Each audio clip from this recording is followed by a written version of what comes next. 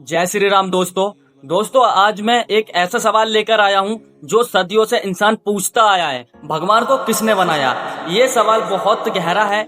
आम इंसान कहता है कि हर चीज को किसी ने न किसी ने बनाया है, लेकिन भगवान को किसने बनाया है। तो चलिए आज हम इसका जवाब खोजते हैं।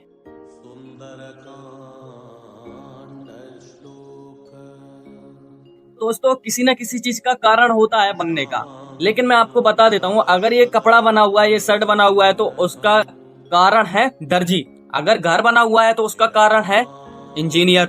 अगर मोबाइल जिससे मैं वीडियो रिकॉर्ड कर रहा हूँ तो अगर इसका कारण है तो क्या, इंजीनियर एंड सॉफ्टवेयर कंपनी। लेकिन यहाँ एक फर्क है, भगवान कारण और कार्य के नियम से परे हैं। वो इस भौतिक नियम में बंधे नहीं है। दुनिया में जो कुछ भी होता है उसका कोई ना कोई कारण जरूर होता है और उससे कोई परिणाम कार्य निकलता है। जैसे बीज बोने का कारण है और पेड़ उसका परिणाम है, आग लगने का कारण है और जलना उसका परिणाम है। लेकिन भगवान इस नियम से बंधे नहीं है। मतलब भगवान को किसी कारण से पैदा नहीं किया गया है, ना ही उनका कोई निर्माता है। वो स्वयंभू हैं, स्वयं से प्रकट हुए हैं और अनादि अनंत हैं। दूसरे शब्दों में अगर आपको बताऊं तो भगवान किसी कारण का परिणाम नहीं है, बल्कि सारे कारण और कार्य उन्हीं से उत्पन्न होते हैं। वही सबके मूल कारण है, लेकिन उनका कोई कारण नहीं है। इसलिए कहा जाता है कि भगवान भौतिक नियमों से परे हैं, जबकि हम सब जीव इंसान पूरे इस जगत के नियमों में बंधे हुए हैं। हमारे शास्त्र कहते हैं ईश्वर सनातन है। सनातन का अर्थ क्या है आपको बताता हूँ, जिसका कोई आरंभ नहीं है और जिसका कोई अंत नहीं है। भगवत गीता अध्याय 2 श्लोक 20 में श्री कृष्ण कहते हैं, आत्मा ना तो जन्म लेती है और ना ही मरती है, और आत्मा का जो गुरु है वो ईश्वर है। यानी भगवान ना तो पैदा किए गए हैं, ना ही उनका कोई अंत है। वो हमेशा से हैं, अभी हैं और हमेशा रहेंगे। और आत्मा का जो गुरु है हमारे इंसानों की, तो वही स्वयं ईश्वर है।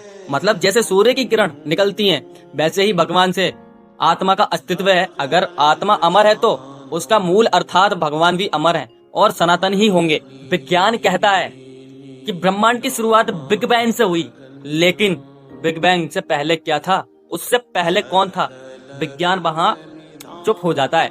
वही धर्म कहता है उस बिग बैंग से पहले भी ईश्वर था, यानी भगवान है। वो अंतिम शून्य है, जहां जाकर हर सवाल रुक जाता है, शून्य है। उदाहरण में समझाता हूँ। सोचो अगर हम कहते जाएं भगवान को किसने बनाया, फिर जिसने भगवान को बनाया उसे किसने बनाया, और उसे किसने बनाया, ऐसे चलते चलते कभी अंत नहीं मिलेगा। यानी जिसने सबको बनाया है लेकिन जिसने किसी को नहीं बनाया है वो है स्वयं भगवान। तो दोस्तों भगवान को किसी ने नहीं बनाया है, वो स्वयंभू है, सनातन है। वो इस पूरी सृष्टि के मूल कारण है, लेकिन उनका कोई कारण नहीं है। जो सूर्य की रोशनी अपने आप निकलती है, वैसे ही भगवान अस्तित्व में अपने आप है।